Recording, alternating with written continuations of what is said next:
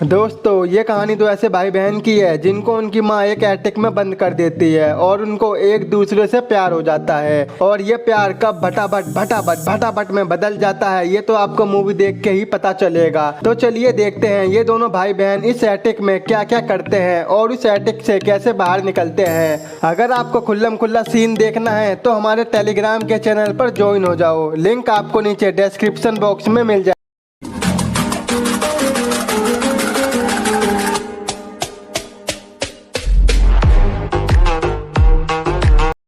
Description box में मिल जाएगा। Movie की शुरुआत में हम एक हैप्पी फैमिली को देखते हैं जहां पर फैमिली के सभी लोग बहुत खुश होते हैं क्योंकि आज इकोरियन का पति काम से घर आया था जिसका नाम क्रिस्टोफर होता है। क्रिस्टोफर के 4 बच्चे होते हैं जिनमें क्रिस, कैथी और 2 ट्विन बेबी होते हैं जिनका नाम कोडी और कैरी होता है। क्रिस्टोफर एक सिविल सर्विस मैन था और आज ही उसका प्रमोशन हो गया था जिसकी वजह से उसकी सैलरी भी डबल हो जाती है। इसी खुशी में फैमिली के सभी लोग मिलकर क्रिस्टोफर के लिए एक सरप्राइज पार्टी रखती है। लेकिन शाम होते ही इनके पास एक ऑफिसर बुरी खबर लेके आता है जहां वो बताता है कि एक कार एक्सीडेंट में क्रिस्टोफर की मौत हो गई है। ये सुनते ही कोरन का दिल टूट जाता है जिसकी वजह से क्रिस्टोफर की पूरी फैमिली पूरी तरह से बिखर जाती है। इन सब चीजों का सबसे बड़ा सदमा कैथी को लगता है क्योंकि वो अपने पापा को बहुत प्यार करती थी। वो जब भी काम पर जाया करते थे तो कैथी उनको बहुत मिस करती थी और ये बात कैथी ने अपने पापा को भी बताई थी। वहीं पर हम कोरन को देखते हैं जो कि अभी भी सदमे में होती है। उसे विश्वास नहीं होता कि उसका पति मर गया है।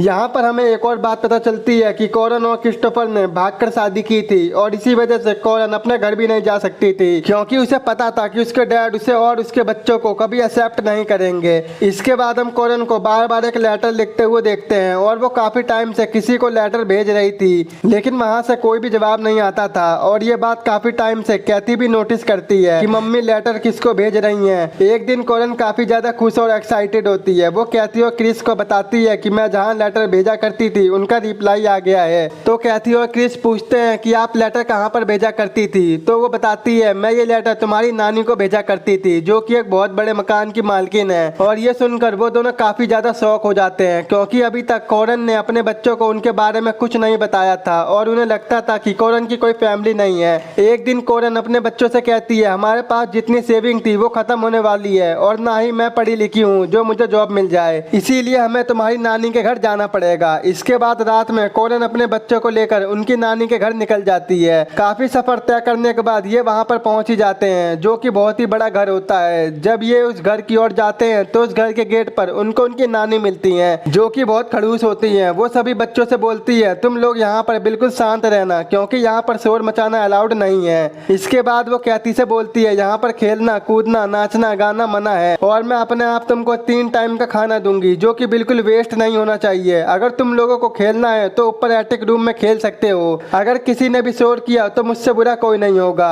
इसके बाद कैथी अपनी मॉम से पूछती है कि आपने हमारे बारे में नानी को पहले क्यों नहीं बताया था। जिस पर कोरन उसे बताती है कि तुम्हारे पापा की छोटी उम्र में ही उनके मॉम डैड मर गए थे जिस वजह से तरस खाकर मेरे पिता ने क्रिस्टोफर को अपना लिया था। लेकिन जैसे जैसे हम दोनों बड़े होते गए वैसे वैसे जाने अनजाने में हमें एक दूसरे से प्यार हो गया जिस वजह से हमने भागकर शादी कर ली थी और इसके कारण मेरे पापा ने मुझे अपनी प्रॉपर्टी से बाहर निकाल दिया था। इसी वजह से तुम्हारी नानी मुझसे और तुमसे नफरत करती हैं। वहीं पर कोरन कहती है कि तुम इन सब चीजों की टेंशन मत लो, जल्दी तुम्हारे नाना टपकने वाले हैं और उनकी डेथ के बाद उनकी ये सारी प्रॉपर्टी मेरे नाम हो जाएगी और उसके बाद तुम इस घर में आतंक मचा देना। लेकिन तब तक तुम्हें यहीं पर रहना है और मैं बीच बीच में तुमसे मिलने भी आ जाया करूंगी। अगली सुबह उनकी नानी ओलिविया बच्चों को खाना देने आती है जहाँ वो उनसे बोलती है कि लो खाना खा लो और ये खाना तुम्हारे पूरे दिन का है, अब मैं कल आऊंगी। तो कैथी कहती है आपने तो 3 टाइम का खाना देने को बोला था, ये तो बस 1 टाइम का है। जिसे सुनकर ओलिविया कहती है चुपचाप यही खा ले वरना ये भी नहीं मिलेगा। और ओलिविया कहती है अगर तुम लोगों को खेलना है तो ऊपर एटिक रूम में खेल सकते हो। ये सुनकर ये सारे बच्चे एटिक रूम देखने जाते हैं जहाँ उस भूतिया से एटिक को देखकर उनको जरा भी पसंद नहीं आता। अगले दिन कोरन उनसे मिलने जाती है जहाँ पर कोडी और कैरी बोलते हैं हम यहाँ नहीं रहना चाहते और वो दोनों शोर करने लगते हैं। लेकिन फिर भी कोरन उन्हें समझाती है लेकिन वो चिल्लाने लगते हैं। तभी उनकी नानी नानी भी आ जाती है और वो गुस्से से भरी उन दोनों बच्चों में से एक बच्चे को बहुत मारती है क्योंकि उसने ओलिविया के पैर में काट लिया था। ये देखकर कॉरन गुस्से में ओलिविया से लड़ने लगती है और वो कहती है तुम बेशक मुझ पर जुर्म कर लो लेकिन मेरे बच्चों पर नहीं। अगर तुमने ऐसा बर्ताव फिर से किया तो मैं अपने बच्चों को लेकर यहाँ से चली जाऊंगी। तो इस पर ओलिविया हंसते हुए बोलती है अगर तुझे जाना है तो जा, मैंने कौन सा तुझे बुलाया था, अब तू इस बर्ताव के लिए मार खाएगी। जहाँ पर ओलिविया उसे कोड़े से मारकर उसे लाल कर देती है और वो कॉरन के बच्चों से बोलती है अगर तुमने मेरी बात नहीं मानी तो तुम्हारा भी हाल यही होगा।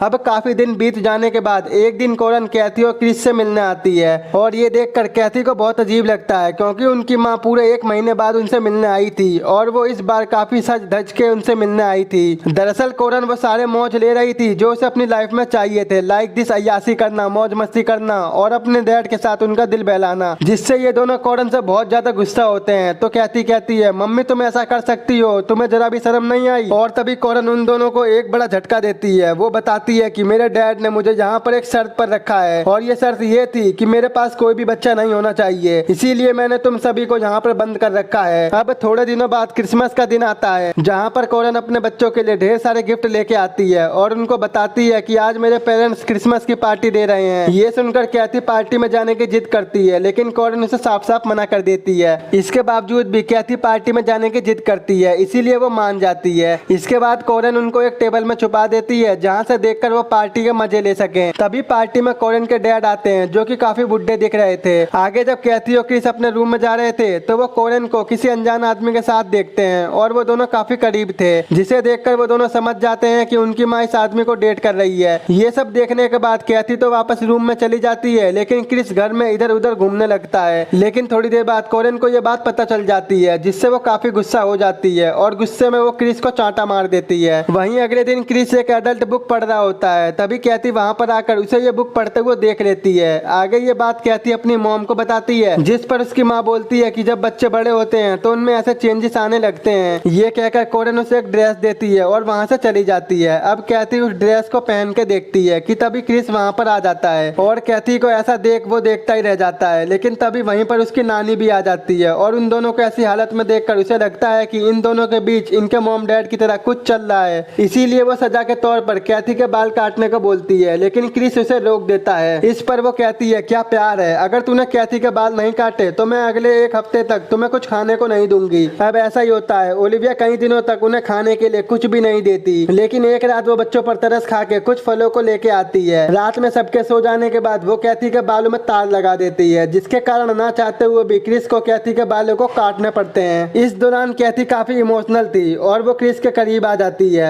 और वो भटाभट भटाभट भटाभट करते हैं। अगले दिन कॉरन काफी महीनों के बाद उनसे मिलने के लिए आती है। वो कैथी और क्रिस को बताती है कि मैंने शादी कर ली है। ये सुनकर क्रिस कॉरन पर बहुत ज्यादा गुस्सा होता है। वो कहता है हम लोग पिछले 1 साल से यहाँ पर फंसे हैं और तुम बाहर मजे कर रही हो। लेकिन हम देखते हैं कि कॉरन को इस बात से घंटा भी फर्क नहीं पड़ता। अगले दिन ओलिविया सभी बच्चों के लिए डिनर लेके आती है जिससे सभी बच्चे काफी खुश होते हैं। मगर उसी टाइम क्रिस बड़ी चालाकी से ओलिविया के पास से इस रूम की चाबी का छाप एक साबुन पर ले लेता है। दरअसल वो लोग अब यहाँ से भागना चाहते थे, इसीलिए वो प्लान बनाते हैं कि वो दोनों चुपके से घर में जाकर पैसे चुराएंगे और जब उनके पास ढेर सारे पैसे हो जाएंगे तो वो लोग यहाँ से भाग जाएंगे। इस प्लान को अंजाम देने के लिए क्रिस रूम की डुप्लीकेट चाबी भी बना लेता है। आगे जब क्रिस और कैथी कॉरन के रूम में पैसे चोरी कर रहे थे तभी वो फिर से करीब आ जाते हैं। अब की बार वो नहीं रुक पाते और आज फिर से वो भटाभट भटाभट भटाभट भटाभट कर ही लेते हैं। अगले दिन कोडी की अचानक से तबीयत खराब हो जाती है। वहीं पर ओलिविया के कहने पर कॉरन उसे हॉस्पिटल ले जाती है और फिर थोड़े दिनों बाद आकर वो बच्चों को बताती है कि कोडी को फूड पॉइजनिंग हुआ था जिसके कारण उसकी मौत हो गई और मैंने उसे दफना दिया और मैंने ऐसा इसलिए किया जिससे तुम लोग भी बाहर जाने की जिद ना करो। अब ये सुनकर तीनों बच्चे कॉरन से और भी ज्यादा नफरत करने लगते हैं। इसके बाद वो दोनों रात में यहाँ से भागने की बात करते हैं और इसके लिए वो एक बार फिर चोरी करने जाते हैं। लेकिन यहाँ पर क्रिस को नौकरों से एक हैरान कर देने वाली बात पता चलती है कि कॉरन के डैड को मरे हुए 7 महीने बीत चुके हैं, मगर अभी तक कॉरन ने उन्हें इसके बारे में नहीं बताया था। जब क्रिस वापस अपने रूम में आता है तो वो देखता है कि कैथी का पालतू चूहा उस दिन के डिनर को खा के मर गया है जो उन्हें ओलिविया ने दिया था। ये देखकर वो समझ जाते हैं कि ओलिविया ने उनके खाने में डेली थोड़ा थोड़ा जहर डालती है ताकि वो उन बच्चों को मार सके और कोडी की जान भी ओलिविया की वजह से गई थी।